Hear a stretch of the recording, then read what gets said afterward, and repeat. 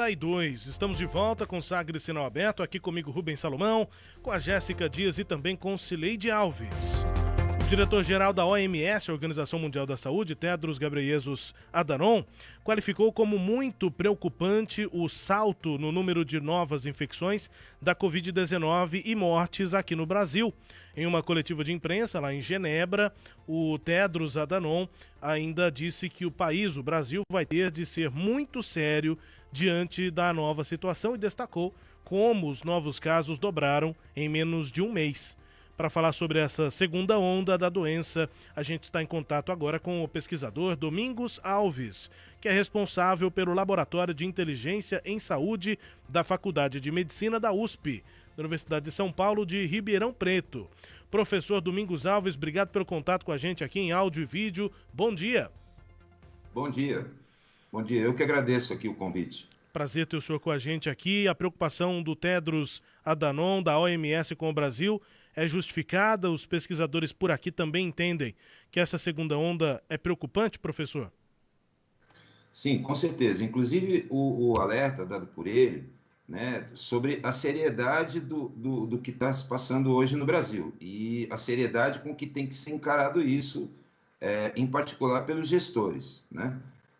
Hoje nós estamos vivendo já um cenário bastante preocupante, o que todo mundo está chamando, né?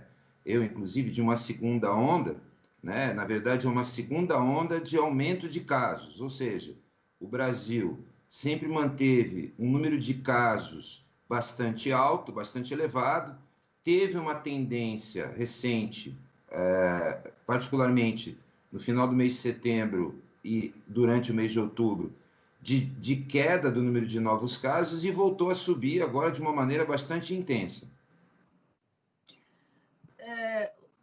Doutor Domingos, o senhor faz ou fazia parte, né, de um grupo de cientistas independentes voluntários que buscam acompanhar aí a evolução da Covid por meio da ciência de dados. Se o senhor ainda continua nesse grupo, eu queria que o senhor explicasse, a partir desses dados que vocês têm apurado, o que explica essa segunda onda? E qual que é o tamanho dela, né? Olha, nós mantemos esse grupo, né, é o portal Covid-19 Brasil, né? Todos os dias nós fazemos a análise, principalmente dos estados e das capitais brasileiras, mas mantemos aí, dando assessoria para vários municípios, inclusive, né, na análise. A explicação desse aumento, ela ainda é bastante complicada, mas ela, com certeza, ela está relacionada com o relaxamento que tem sido praticado no Brasil, o relaxamento das medidas de restrição, a prática de aglomerações, né? E bastante similar ao que se viu durante o verão, tá? E que está tendo consequências agora na Europa, né?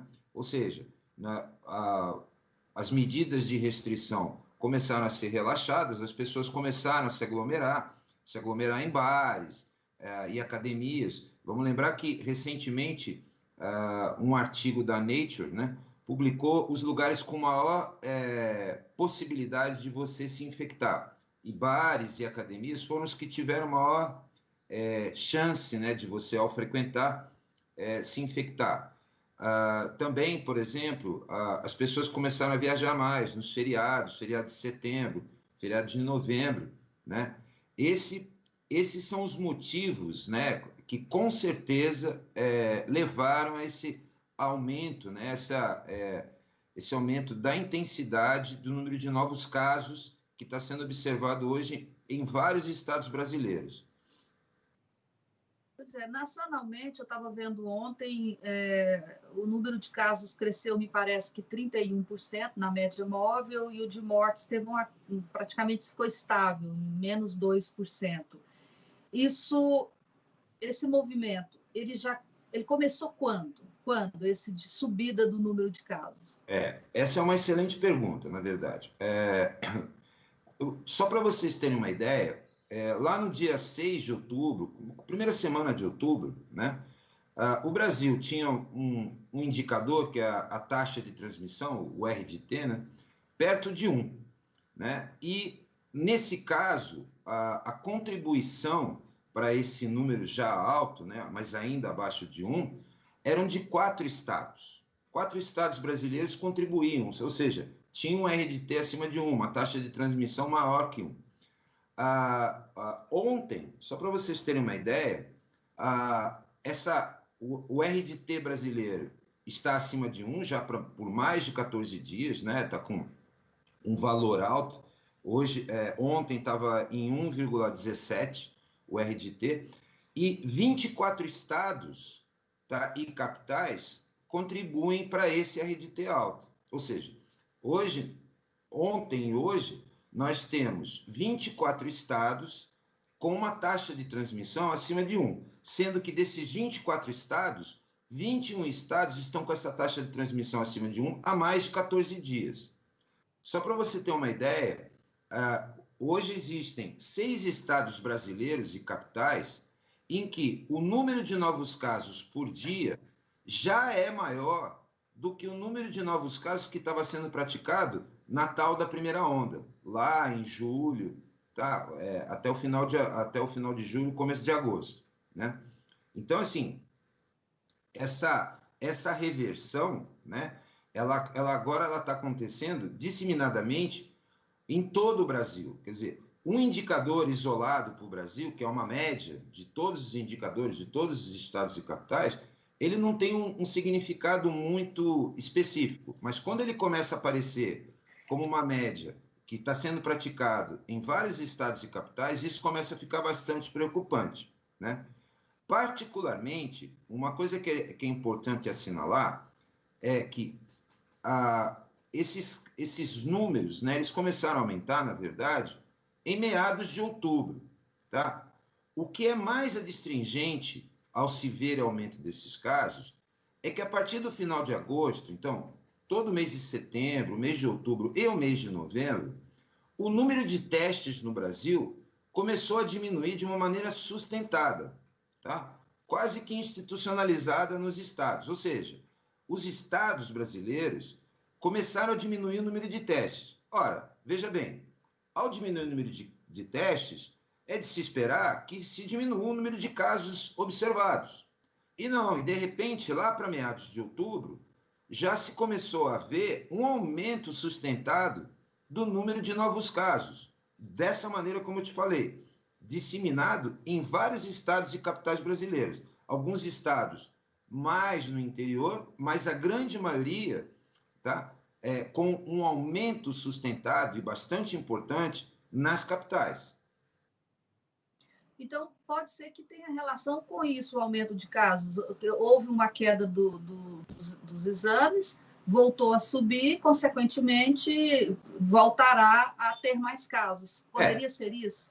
Exato. Não só isso, como tem um alerta adicional aí, né? Quer dizer, num cenário de diminuição, e volto a insistir, uma diminuição sustentada do número de exames, ou seja, o governo federal, por exemplo, diminuiu o número de testes, né, de mandar testes para os estados. Por exemplo, só para você ter uma ideia, de maio até o momento, a redução da emissão, né, do governo federal mandar testes para os estados foi em torno de 64%.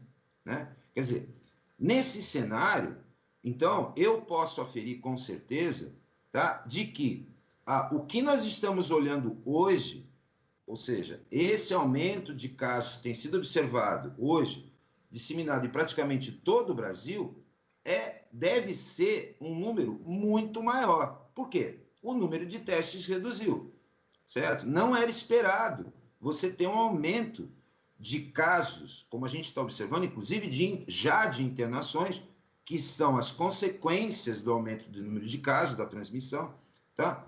Num cenário de diminuição de testes. Pois é, agora eu fiquei com uma dúvida, né? Talvez até explique esse acúmulo de testes no depósito do Ministério da Saúde em Guarulhos, né? 7 milhões de testes parados lá. E aí eu fiquei pensando, bom, aumentou o RT, o senhor disse que aumentou, e diminuiu o número de testes. Então, nós podemos ter mais pessoas com Covid circulando, mas a hora que a gente vai olhar a ocupação das unidades hospitalares, pelo menos aqui em Goiás, não houve mudança, está na faixa de 30 e poucos por cento as UTIs e 20 e poucos por cento as enfermarias. Essas internações, elas confirmam, no caso de Goiás, que há queda, mas no caso dos outros estados, as internações estão em alta também? Estão aumentando em alguns estados mais, como Rio de Janeiro, São Paulo, noticiado recentemente, por exemplo, os estados do Sul, tá? Santa Catarina e Paraná estão com uma taxa de ocupação de leitos bastante grande. E queria chamar a atenção nisso, que o aumento da taxa de ocupação de leitos é uma consequência do aumento de casos, que a gente deve esperar aí 2 semanas a 3 semanas para observar isso. Você falou uma coisa que é bastante importante. O estado de Goiás é um dos 3 estados brasileiros que tem um RDT abaixo de 1, tem se mantido abaixo de 1. Teve um crescimento... Eu ia te perguntar isso. Isso. Porque na semana passada estava abaixo de 1. Tá, e continua abaixo de 1. De ontem, em particular, ele chegou a 1, mas é pontual, ou seja, ainda não é sustentável. A média móvel de 14 dias ainda está abaixo de 1. Tá? Então, é um dos 3 estados que está praticando isso. Eu só queria chamar a atenção que o estado de Goiás teve um fenômeno similar no que a gente chama da primeira fase da pandemia, ou, se você quiser, a primeira onda da pandemia. Ou seja, o pico observado em Goiás, né, foi observado entre meados de agosto e meados de setembro.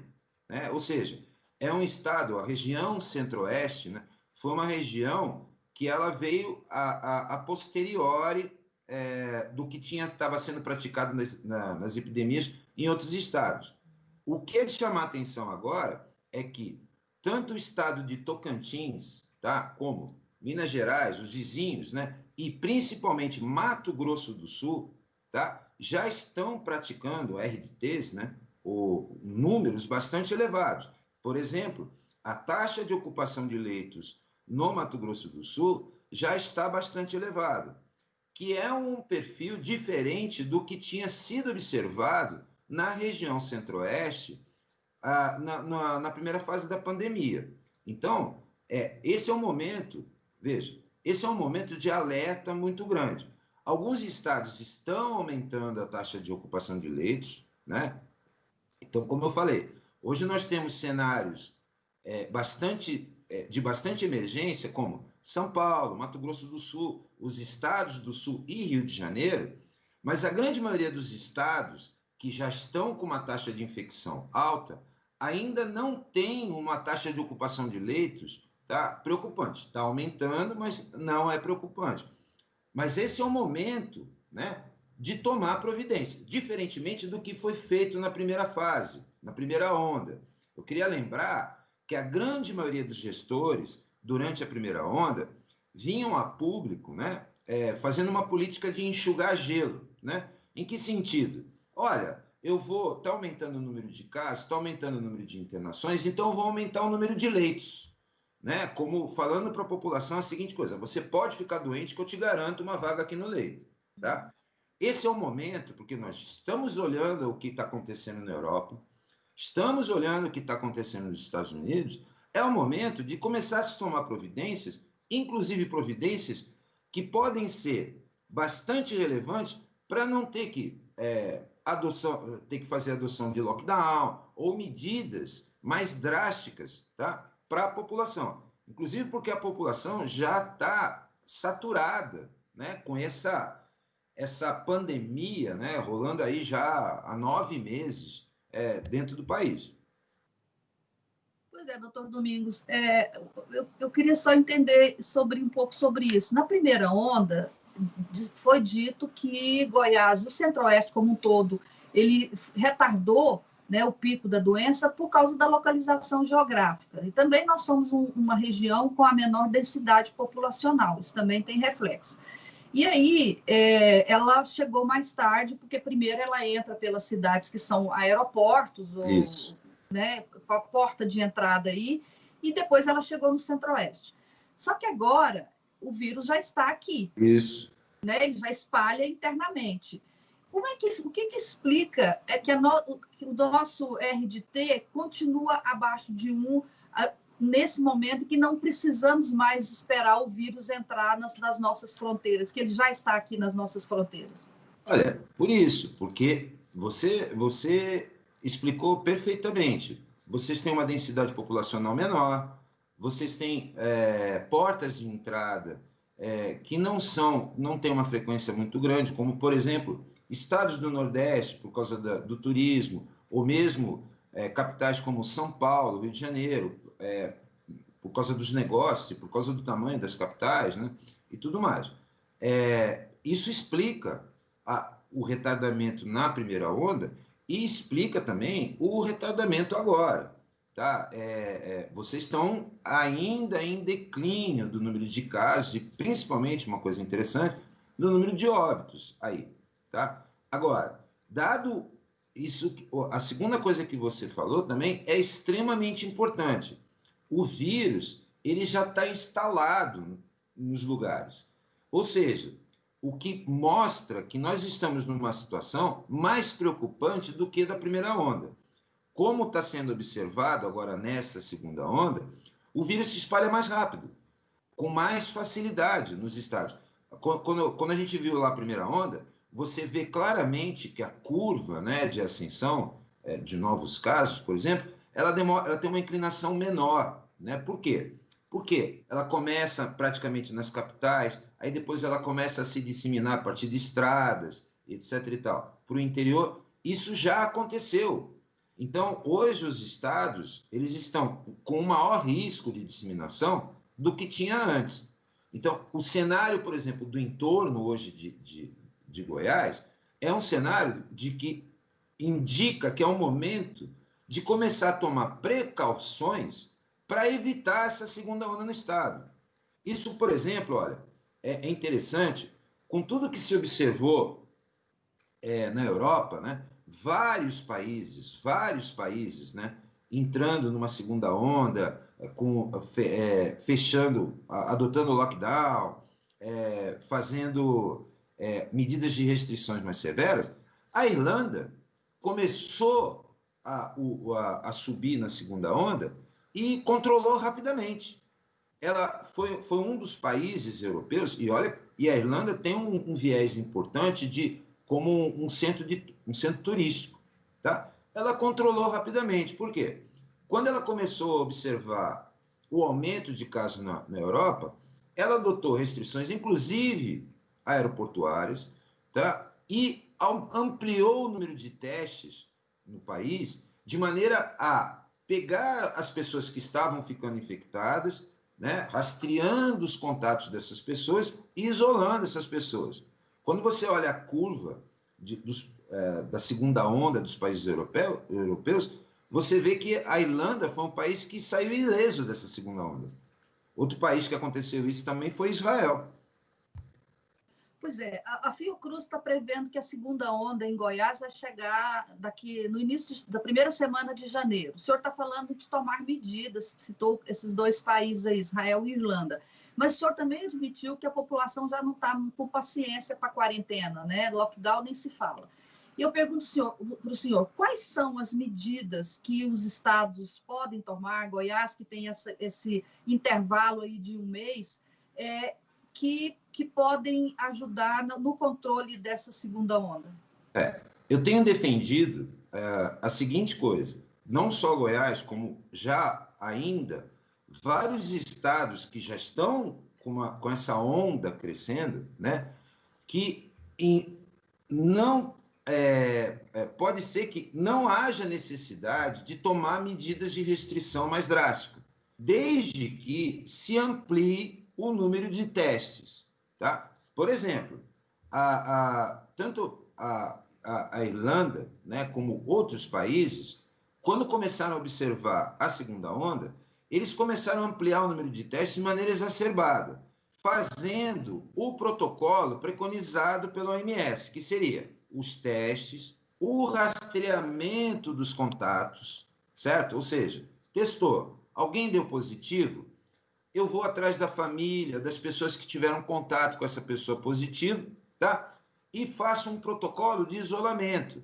Às vezes, esse protocolo de isolamento pode ser um apoio dos gestores, às famílias que têm dificuldade de ficar isoladas, mas pode ser, por exemplo, um serviço telefônico que está toda hora perguntando para a pessoa, olha, como é que você está? Você está melhor? Você está em casa? Etc. e tal. Esse tipo de atividade, né? Então, de novo, ampliação de testes, rastreamento de contatos e isolamento, né, que é o TRIS, né, pode ser uma fórmula para evitar que os estados, as capitais, tenham que entrar em esquemas de isolamento mais severos, inclusive que influenciam na economia do lugar. Fazer testes, eu tenho defendido que fazer testes é economicamente mais viável do que, por exemplo, fechar bares ou fechar instituições que precisam da circulação de pessoas, tá, para sobreviver. Tá? Se eu tiver noção, coisa que nós nunca fizemos no país, se eu tiver uma noção clara de quem são os infectados, tá, e começar a isolar esses infectados, eu controlo a cadeia de transmissão, sem necessidade de ter que evitar, tomar medidas mais drásticas. Tá? Por exemplo, boa parte das pessoas que estão infectadas hoje no Brasil e que estão levando essas outras pessoas à internação, são pessoas que têm sintomas leves ou até que são assintomáticos. Essas pessoas é que são as verdadeiras chamas dessa fogueira da pandemia. Então, eu tenho que encontrar essas pessoas na população e tomar medidas de isolamento para elas, para quebrar a cadeia de transmissão.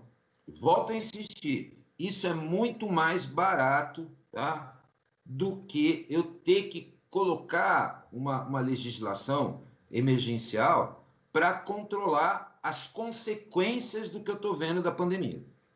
Que é isso que foi feito até o momento no Brasil.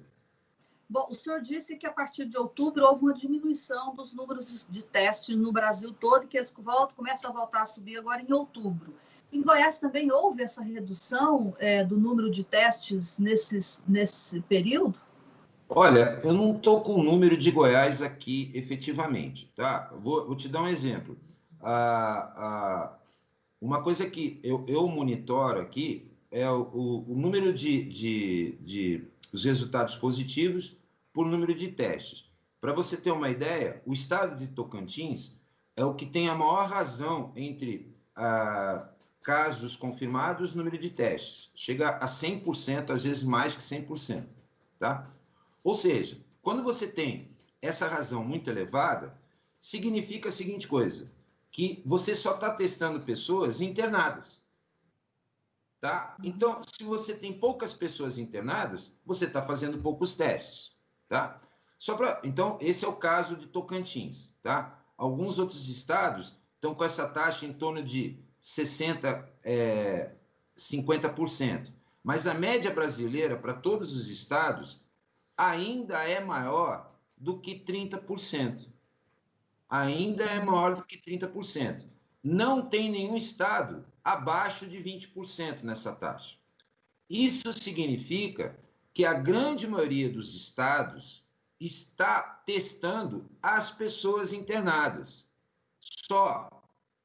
Tá? Só. O que é a ponta do iceberg. Nós temos que testar pessoas com sintomas leves e assintomáticos. Durante o auge da pandemia, muitos estados, e principalmente capitais, começaram a fazer testes de pessoas com sintomas leves, mas isso não foi feito de uma maneira abrangente, maior, tá? Foi feito sempre de uma maneira tímida, tá? E é por isso que nós tivemos uma pandemia, na primeira onda, praticamente fora de controle. Como eu disse aqui, nós passamos o que a gente chamou de gerenciamento da pandemia com um gerenciamento de enxugar gelo, ou seja, só olhando as consequências da pandemia, nunca as causas e nunca procurando controlar a epidemia. E tem muitos estados que estão apenas executando aquela orientação do Ministério da Saúde, a portaria lá do início da pandemia, que era para testar só as pessoas com sintomas, né, quem tivesse tido algum tipo de sintoma, ou seja, não se incluem aí os assintomáticos, que podem ser pessoas que continuam transmitindo o vírus, não é isso? E o rastreamento também, né? Não é só as pessoas. Então, por exemplo, alguns estados, inclusive o estado de São Paulo, em que eu vivo, durante o auge da pandemia, né, fez uma propaganda muito grande, né, sobre testagem de pessoas com sintomas leves. Muito bem. Não basta isso. Você tem que testar as pessoas com sintomas leves e rastrear os contatos. Você tem que fazer uma busca ativa desses contatos, como fez a Coreia do Sul, como fez a Nova Zelândia, tá? E que controlaram a epidemia, né? Controlaram a epidemia de uma maneira bastante eficaz. Ou seja, fazer busca ativa dos contatos, tá? E, de novo, isso pode parecer, inclusive, até uma medida assim, nossa, é muito complicada, a logística, tudo. Isso é muito mais barato do que, por exemplo, eu ter que lidar com o aumento de ocupação de leitos, principalmente leitos de UTI. Por exemplo, lá no começo da pandemia, lá em junho, julho, eu soltei uma tese que era mais barato, né, você pegar as pessoas que são assintomáticas e que testaram positivas, até os familiares dela, e que têm dificuldade de se isolar, colocar essas pessoas em hotel. Tá? Por quê? Porque colocar essas pessoas em hotel ficaria muito mais barato do que esperar que uma delas, tá, sofresse uma internação numa UTI. Uhum. O valor da diária de uma UTI é muito cara para o governo. Pois é, nós temos aqui o exemplo do município de Aparecida de Goiânia, que tem menos de 600 mil habitantes, e no mês passado, no início desse mês, no mês de novembro, eles informaram que já tinham testado com RT-PCR 140 mil pessoas. Quer dizer, uma cidade de 540 mil habitantes. É uma proporção muito alta. E eles têm conseguido controlar a doença no município, apesar de ser ligada aqui, conurbada com Goiânia. Sim. Isso, de novo, isso pode ser. E aí você começa com outras coisas. Se ela é próxima a Goiânia, tá? Há de se tomar um certo cuidado, por exemplo, caso o número de casos em Goiânia comece a subir muito. Então, você vai ter que controlar a passagem. Por exemplo, aqui, logo quando municípios aqui no estado de São Paulo mudaram de fase, né, foram para a fase amarela, em que abriram shoppings, né, aqui, municípios das imediações de municípios maiores, né, começaram a ter casos que não tinham antes. E dava para rastrear com bastante eficácia que esses casos apareceram porque as pessoas foram aos shoppings nesses municípios maiores. Tá? Agora, observa que, de novo, essa medida que esse município está tomando é uma medida eficaz e que pode evitar, tá, medidas mais drásticas, como fechar comércio, ou como está sendo praticado agora nos estados do Sul, toque de recolher, certo? Vamos lembrar que esses casos aumentando, eles estão acontecendo, na verdade, numa tempestade perfeita, né?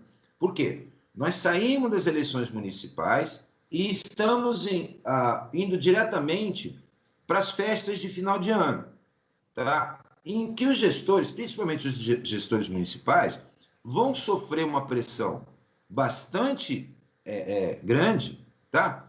Dos comerciantes, no sentido de que, olha, você não vai fechar comércio perto do Natal, perto do Ano Novo, porque eu vou querer vender.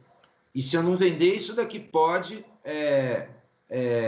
arrasar a economia de uma cidade, da cidade que eu estou.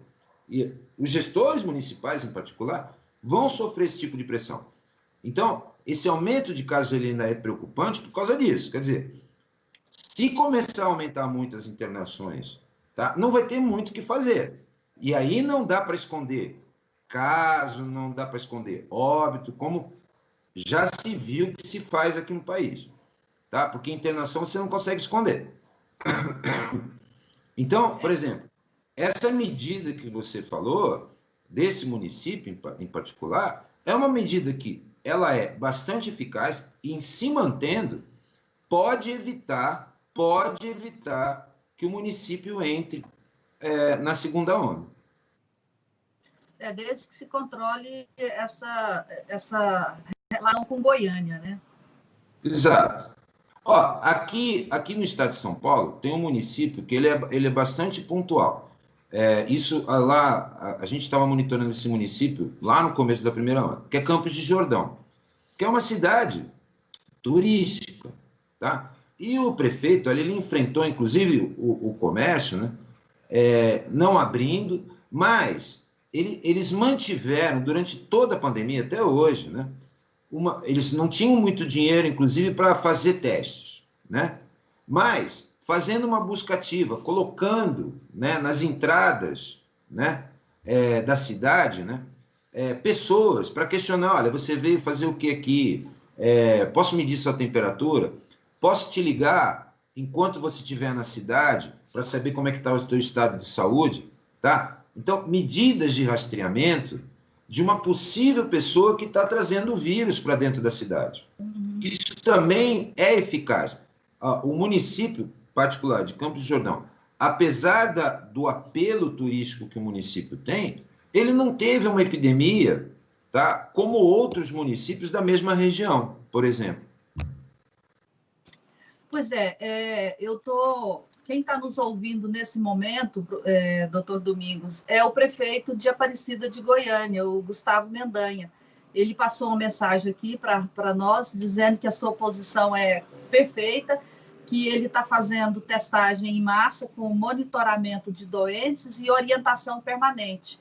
E não desativou as UTIs e mantém a testagem preparados já para essa segunda onda. E aí a gente viu muito na campanha eleitoral agora, com o resultado das eleições, que os prefeitos que agiram mal no controle da doença perderam a eleição e os prefeitos que foram bem ganharam a eleição. Gustavo Mendanha reelegeu-se prefeito com a maior proporção de votos válidos do país, 95% dos votos válidos.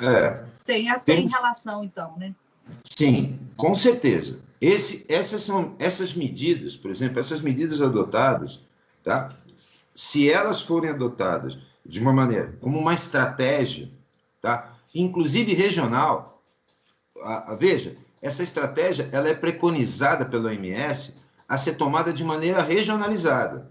Ou seja, esse município com, por exemplo, o prefeito de Goiânia, podem fazer um pacto, tá, de aumento do número de testes, inclusive das pessoas que circulam entre os municípios.